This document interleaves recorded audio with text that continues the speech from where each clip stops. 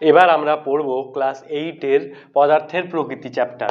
তো পদার্থের প্রকৃতি দেখো খুব সোজা চ্যাপ্টার। তো আবার বলছি, কি হয় পদার্থ সেটা সম্পর্কে দেখো।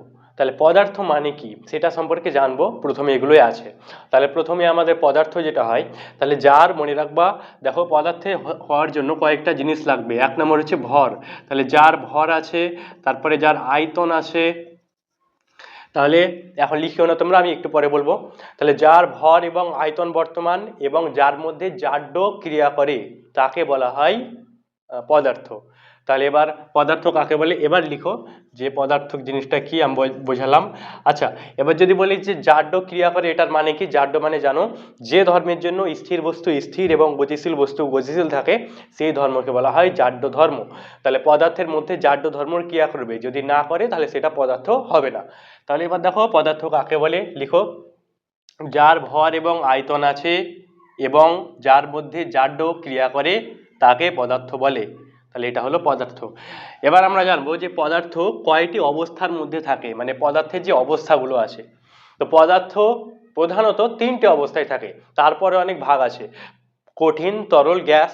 তার সঙ্গে আরো বললাম অন্যগুলো আছে, ওইগুলো মেন নয়, যেমন আছে প্লাজমা, বোস, আইনস্টাইন, কনসেন্ট্রেট, এগুলো। তাহলে প্রধান মোল আছে তিন ধরনের, তোমরা মনে রাখবা। একটা হচ্ছে কঠিন, তারপর তরল, তারপর গ্যাস। তাহলে আমরা ওটা জানবো যে কঠিন, তারপর তরল, এগুলো সম্পর্কে একটু ডিটেলসে দেখো জানবো। আর একটা হচ্ছে গ্যাস। তাহলে প্রথমে যে কঠিন সম্পর্কে জানি, যে কঠিন জিনিসটা কি হয়। তাহলে জানো, কঠিন পদার্থ হলো যার নির্দিষ্ট আকার আকৃতি বা আয়তন এবং আয়তন থাকে, সেটা কঠিন হয়। তাহলে এই ক্ষেত্রে ধরো আমরা এটা বলছি, তাহলে এবার এটার কি হবে, একটা নির্দিষ্ট আকার আকৃতি থাকবে, তাহলে এটাকে আমরা কি বলবো, একটা কঠিন পদার্থ। আকার আকৃতি এবং আয়তন থাকবে, এটাকে বলা হবে কঠিন পদার্থ। এবার মনে রাখবা, কঠিন পদার্থের ক্ষেত্রে যে অণুগুলো আছে সবচেয়ে কাছাকাছি থাকে, মানে কঠিন পদার্থের যে অণুগুলো খুব কাছাকাছি থাকে, এটা মনে রাখো। এবার দেখো, এই যে কঠিন পদার্থের ঘনত্বটা সবচেয়ে বেশি হয়, ঠিক আছে। কঠিন, তরল, গ্যাসের মধ্যে কঠিন পদার্থের ঘনত্ব সবচেয়ে বেশি এবং আয়তনটা সবচেয়ে কম। মনে রাখবা, ঘনত্ব এবং আয়তন ব্যস্তানুপাতিক, ঘনত্ব যদি বাড়ে আয়তনটা কমবে।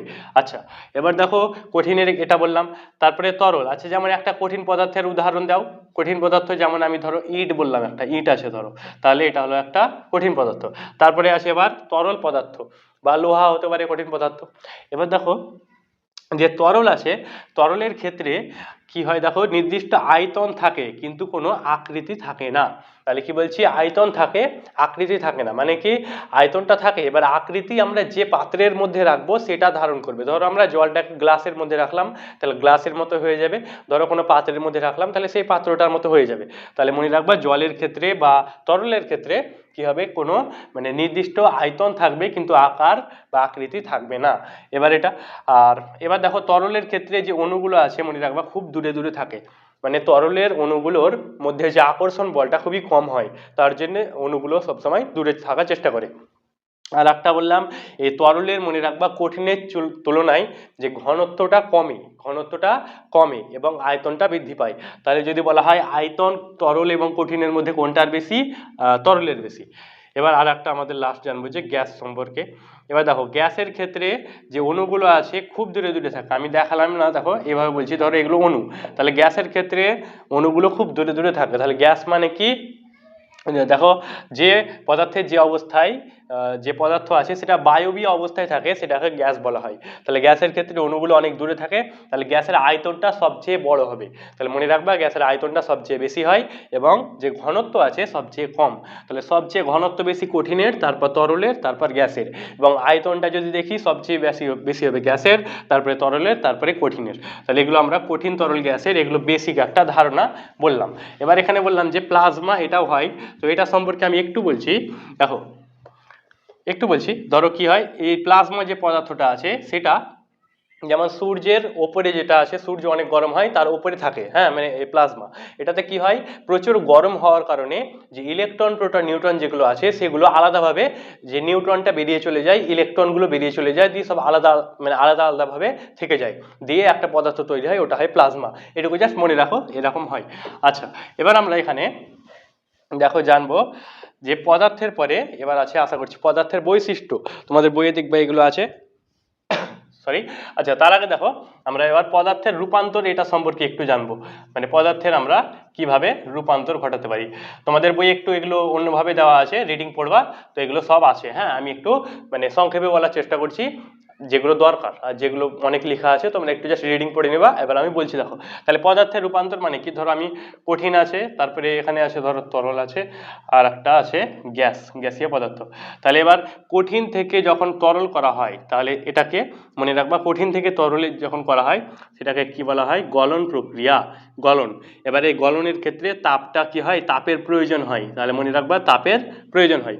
তারপরে তরল থেকে যে গ্যাস আছে, তাহলে এই যে প্রক্রিয়া এটাকে বলা হয় বাষ্পীভবন, এটা তাপ চ্যাপ্টারেও বলেছিলাম। আচ্ছা, তারপরে এবার ধরো আমরা গ্যাস থেকে আবার তরল ফিরে আসছি, তাহলে সেটাকে বলা হবে ঘনীভবন, আশা করছি জানো। আর আরেকটা আছে যে কঠিন, তরল থেকে কঠিন, এই প্রক্রিয়াটাকে বলা হয় কঠিনীভবন, কঠিনীভবন। এবার এগুলো একটু পদার্থের রূপান্তর, কিভাবে রূপান্তর ঘটাতে পারি সেটা একটু মনে রাখবো। এবার দেখো এই ক্ষেত্রে যদি বলা হয় গলন কাকে বলে, আমি লিখে দিচ্ছি, এগুলো একটা লিখে দিচ্ছি, বাকিগুলো তোমরা লিখে নিবা। তাহলে গলন প্রক্রিয়া আমি বুঝিয়ে দিচ্ছি। দেখো, গলন মানে কি, যে প্রক্রিয়ায় কোনো কঠিন পদার্থ তরলে পরিণত হয়। তারপরে আছে কি বাষ্পীভবন, মানে যখন বাষ্পে পরিণত হয়, বুঝতে পারছো, তরল। তারপরে যখন বাষ্পটা আবার তরলে চলে আসবে সেটা ঘনীভবন, আর যখন যে তরলটা আসে আবার কঠিন হয়ে যাবে সেটা হবে কঠিনীভবন। এবার কাকে বলে সংজ্ঞাগুলো আমি লিখে দিচ্ছি, তোমরা লিখো। গলনটা লিখো, যে প্রক্রিয়ায় কঠিন পদার্থ তরল পদার্থে পরিণত হয় তাকে গলন বলা হয়, এটা। তারপরে কি আছে বাষ্পীভবন, তোমরা লিখে নেবা বাষ্পীভবন, যে প্রক্রিয়ায় তরল পদার্থ বাষ্পে পরিণত হয় তাকে বাষ্পীভবন বলে। আর একটা আছে ঘনীভবন, যে প্রক্রিয়ায় গ্যাসীয় পদার্থ তরলে পরিণত হয় তাকে ঘনীভবন বলে। আর একটা আছে কঠিনীভবন, যে প্রক্রিয়ায় তরল পদার্থ কঠিনে পরিণত হয় তাকে কঠিনীভবন বলে। তো এগুলো যদি লিখার ইচ্ছা আছে লিখবা, বা একটা লিখলেও তো হয়ে যাচ্ছে, সেগুলো খুব সোজা। তাহলে এগুলো পদার্থের রূপান্তর সম্পর্কে বললাম। এরপর আছে পদার্থের প্রকৃতির, যে পদার্থের যে ধর্ম, সেটা পদার্থের ধর্ম। জানো, পদার্থের দুই ধরনের যে ধর্ম আছে সেগুলো সম্পর্কে আমাদের এখানে জানতে হবে। প্রথমে পদার্থের ভৌত ধর্ম, এগুলো তোমরা পয়েন্ট করে ভালোভাবে লিখো। আর একটা আছে পদার্থের রাসায়নিক ধর্ম। তাহলে পদার্থের ভৌত ধর্ম ও রাসায়নিক ধর্ম এগুলো আমরা জানবো। দেখো, তাহলে প্রথমে যদি বলি যে পদার্থের ভৌত ধর্ম, এটার মানে কি, তাহলে এগুলো আমি বলছি, শুনো। আচ্ছা, তাহলে দেখো, ভৌত ধর্মের ক্ষেত্রে কি হবে, কোনো একটা পদার্থের আমরা বাইরের যে বৈশিষ্ট্যগুলো জানতে পারবো। যেমন ধরো কোনো একটা জিনিসের রং, লাল রং, হলুদ রং, তাহলে এগুলো সম্পর্কে আমরা পদার্থের ভৌত ধর্ম সম্পর্কে জানতে পারবো। আর রাসায়নিক ধর্মে কি হবে, পদার্থের অভ্যন্তরীণ, যেমন ধরো সেই পদার্থটা কেমন, কার সঙ্গে বিক্রিয়া করবে, রাসায়নিক বিক্রিয়া কেমন হবে, তাহলে সেই সব জিনিসগুলো জানা যাবে আমাদের রাসায়নিক ধর্ম থেকে। তাহলে বললাম ভৌত ধর্ম থেকে আমরা বাইরের বিষয়গুলো বুঝতে পারবো, এবং এটা অভ্যন্তরীণ জিনিস। এবার দেখো, তাহলে প্রথমে যদি ভৌত ধর্ম কাকে বলে বা সেটা কি হয় আমি বোঝাচ্ছি, দিয়ে বলছি। তাহলে দেখো, যে ধর্মের সাহায্যে, আমি বলছি একটু পরে লিখবা, যে ধর্মের সাহায্যে যে প্রকৃতি পদার্থের প্রকৃতি এবং তার ভৌত অবস্থা সম্পর্কে ধারণা পাওয়া যাবে, সেটা হবে ভৌত ধর্ম। মানে প্রকৃতি মানে কি, কেমন দেখতে, এসব জিনিস, এবং যে ভৌত অবস্থা, কঠিন তরল গ্যাস না, এগুলো। তাহলে এবার লিখো ভৌত ধর্ম, তোমরা বলছি, আমি বলছি, তোমরা লিখো। পদার্থের যে ধর্মের প্রভাবে পদার্থের ভৌত অবস্থা এবং বাহ্যিক বৈশিষ্ট্য জানা যায়, সেই ধর্মকে পদার্থের ভৌত ধর্ম বলে। তাহলে ভৌত ধর্ম কাকে বলে আমি বললাম, সবাই লিখে নাও। এবার আছে রাসায়নিক ধর্ম। তো আচ্ছা, তার আগে দেখো, ভৌত ধর্ম যেটা আছে তার বৈশিষ্ট্য যেগুলো আছে সেগুলো একটু মনে রাখো।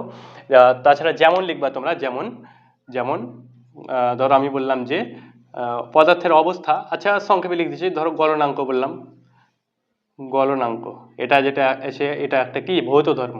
তারপরে কোন অবস্থায় থাকবে, তারপর আর একটা লিখে নাও যে বর্ণ, মানে দেখতে কেমন হবে, তো এই সব বৈশিষ্ট্যগুলো কি ভৌত ধর্ম। এবার ভৌত ধর্মের প্রধান বৈশিষ্ট্য, দেখো বৈশিষ্ট্য দুটো লিখে নাও, আমি বলছি এভাবে লিখো যে বৈশিষ্ট্য, এগুলো নোট। তাহলে 1 নম্বর বৈশিষ্ট্য লিখো, লিখো এই ধর্মের সাহায্যে পদার্থের বাহ্যিক অবস্থা জানা যায়। তাহলে পদার্থের বাহ্যিক অবস্থা জানা যায় ভৌত ধর্মের সাহায্যে, মানে পদার্থের বাইরের বিষয়গুলো জানা যাবে। আর আরেকটা আছে যে রাসায়নিক ধর্ম।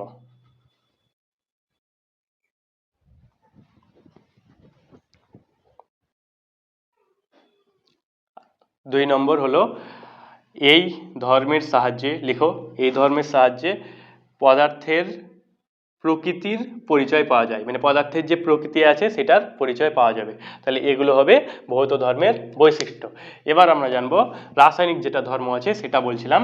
দেখো তাহলে রাসায়নিক ধর্মটা কি হয়, যদি বলা হয় রাসায়নিক ধর্ম কি, তাহলে আমি বলছি উদাহরণ দিয়ে।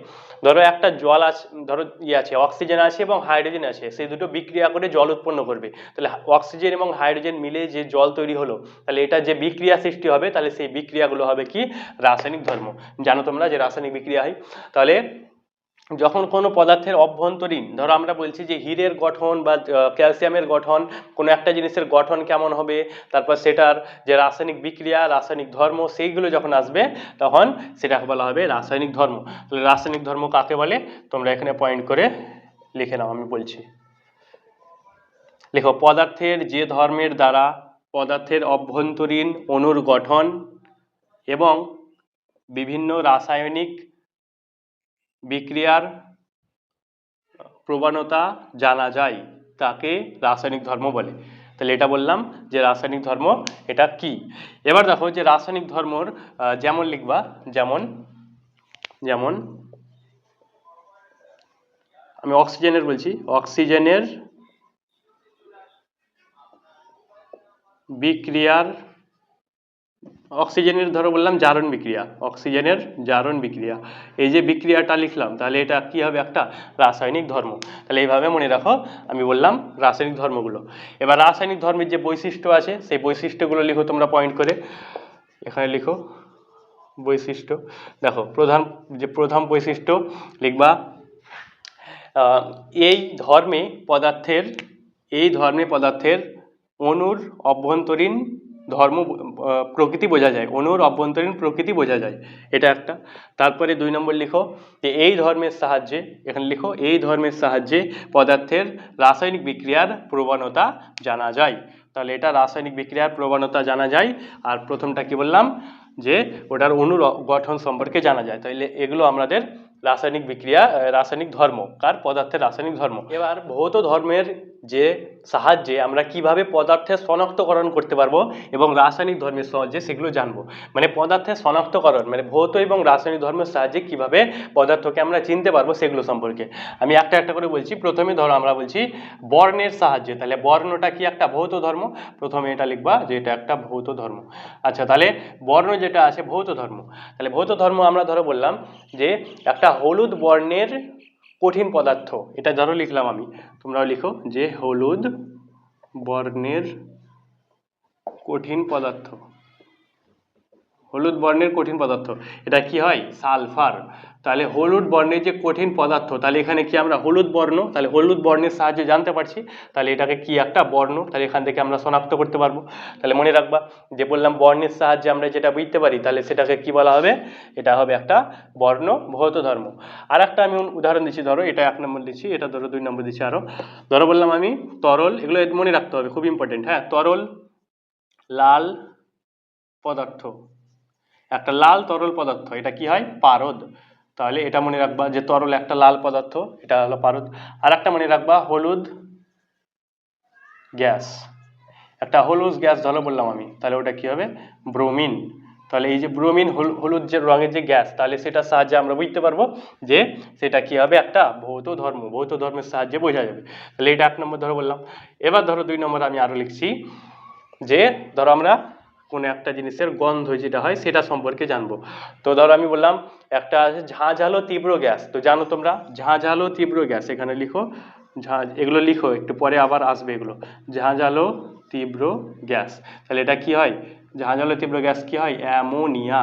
তাহলে এই যে ঝাঁঝালো তীব্র গ্যাস অ্যামোনিয়া, তাহলে এটা আমরা জানলাম কি গন্ধের সাহায্যে বুঝতে পারবো। তাহলে এটা একটা কি হবে ভৌত ধর্ম। আরও লিখছি, ধরো আমি বলছি যে একটা জিনিস আছে যেটা ধরো বললাম কঠিন সমযোজী পদার্থ, যেটা আমরা ব্যবহার করি, হ্যাঁ কঠিন সমযোজী পদার্থ। তাহলে ধরো আমি সমযোজী একটা পদার্থ বলছি, তাহলে ওটার মানে আমরা ভৌত অবস্থা, তো ভৌত অবস্থা থেকে আমরা জানতে পারবো ভৌত অবস্থা যেটা আছে ওটাও একটা কি ভৌত ধর্ম। হ্যাঁ ভৌত ধর্ম। তাহলে ভৌত অবস্থা যেমন ধরো বললাম যে তরল ধরো বললাম, তাহলে কি তরল যেটা আছে, যেমন জল, তরল যে জলটা আছে তাহলে আমরা জানতে পারবো যে তরল তরল যে জলটা আছে ওটা তরল, তাহলে তরলটা একটা কি ভৌত অবস্থা, তাহলে এটা বললাম, এটা খুব ইজি। আরও ধরো বলছি যে কোনো একটা জিনিসের গলনাঙ্ক বা স্ফুটনাঙ্ক, ধরো আমি লিখলাম এক্ষেত্রে গলনাঙ্ক, তো গলনাঙ্ক তোমাদের বইয়ে কয়েকটা দেওয়া আছে, তোমরা মুখস্থ করবা। আমি ধরো বললাম একটা জিনিস আছে যেটার গলনাঙ্ক 801 ডিগ্রি সেলসিয়াস, 801 ডিগ্রি সেলসিয়াস, তাহলে সেটা কি হয়, লবণ, তাহলে লবণের গলনাঙ্ক 801 ডিগ্রি সেলসিয়াস। তাছাড়া ধরো স্ফুটনাঙ্ক বলছি আমি, স্ফুটনাঙ্ক তোমরা লিখো, স্ফুটনাঙ্ক ধরো আমি বললাম একটা জিনিসের 56 ডিগ্রি সেলসিয়াস স্ফুটনাঙ্ক কার হয়, অ্যাসিটোন, অ্যাসিটোন।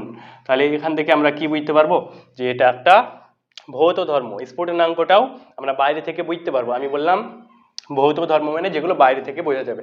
তাহলে এতক্ষণে আমরা জানলাম দেখো যে ভৌত ধর্মের সাহায্যে আমরা বিভিন্ন পদার্থ শনাক্ত করতে পারবো। তাহলে বর্ণ, যেমন হলুদ বর্ণের কঠিন পদার্থ সালফার, তরল বর্ণের পারদ, তারপরে এটা ব্রোমিন গ্যাস হয়, ঝাঁঝ জলে তীব্র অ্যামোনিয়া হয়, অ্যাসিটোন, এগুলো বললাম, একটু ভালোভাবে লিখো। এবার এগুলো তোমাদের একটা ছকের মাধ্যমে বইয়ে দেওয়া আছে, খুব ইম্পর্টেন্ট, মুখস্থ করতে হবে শর্ট কোশ্চেনের জন্য। এবার দেখো তারপরে, আচ্ছা যারা এখন পর্যন্ত ভিডিওটি লাইক করোনি অবশ্যই লাইক করে দাও এবং চ্যানেলটিকে সাবস্ক্রাইব করে দাও। এবার দেখো তারপরে আমরা জানবো রাসায়নিক ধর্মের সাহায্যে কোনো পদার্থকে আমরা কিভাবে শনাক্ত করতে। প্রথমে একটা ঘটনা ওটা থেকে জানবো আমরা। ধরো বলছি যে যখন চিনি আছে, ধরো সাধারণ চিনি আছে, চিনিকে যখন গরম করা হয়, চিনিকে গরম করলে, এটা তোমরা বাড়িতে লক্ষ্য করবা, একটা চিনিকে চামচের মধ্যে চিনি নিবা, তারপর সেটাকে যদি গরম করা হয় তাহলে দেখবা সেটা কালো বর্ণের রং হয়ে যায়, মানে পুরোটা কালো বর্ণের হয়ে যায়। তাহলে এই যে চিনিকে গরম করে যে কালো যে বর্ণের যে চিনি, আমরা সেটা ধরো কালো চিনি এভাবে বললাম, তাহলে সেটা যেটা হলো, তাহলে চিনিটা যে কালো হলো মানে অনুপরমাণুগুলোর যে পরিবর্তন হলো, তার মানে অভ্যন্তরীণ পুরোটা বিক্রিয়া ঘটছে। তাহলে আমরা বললাম যে কোনো পরমাণুর যখন অভ্যন্তরীণ কোনো বিক্রিয়া হয় বা এগুলো তাহলে কোন ধর্মের সাহায্যে হয়, রাসায়নিক ধর্মের সাহায্যে। তার মানে এই যে চিনির সঙ্গে গরম করে যেটা হলো, তাহলে এটা কি হবে, একটা রাসায়নিক ধর্ম। তাহলে বললাম এটা রাসায়নিক ধর্ম, ভালোভাবে লিখে নাও। তারপরে আরো বলছি, ধরো কোনো একটা বিক্রিয়া আছে, যে কোনো আমি একটা দেখাচ্ছি, তোমাদের বইয়ে আছে, হ্যাঁ, তাহলে ধরো আমি বললাম NO মানে নাইট্রিক অক্সাইড, তার সঙ্গে ধরো অক্সিজেন, তাহলে এখানে কি হবে, NO2 নাইট্রোজেন ডাইঅক্সাইড, এটা একটা গ্যাস, মনে রাখবা বাদামি বর্ণের গ্যাস, হ্যাঁ একটু লিখে নিবা এটা, যে এটা বাদামি রঙের হয়, এটা একটা গ্যাস। তাহলে দেখো এক্ষেত্রে যে বিক্রিয়াটা হলো, তাহলে আমরা বললাম যে কোনো যখন বিক্রিয়া হয়, তাহলে এই যে বিক্রিয়ার ক্ষেত্রে এই যে অণু পরমাণুর যে ঘটনাগুলো ঘটছে, তাহলে এটা কোন ধর্ম দ্বারা ব্যাখ্যা করা হয়, রাসায়নিক ধর্ম। তাহলে এটা হয়ে যাবে একটা রাসায়নিক ধর্মের উদাহরণ। তাহলে বললাম পদার্থের যে দেখো রাসায়নিক ধর্ম, সেটা চিনির সঙ্গে হতে পারে, বা এটা আরও আছে। আমি বলছি ধরো 3 নম্বর, ধরো আমি বলছি পাওয়া যায় একটা পদার্থ, সেটাকে নিশাদল বলা হয়, নিশাদল।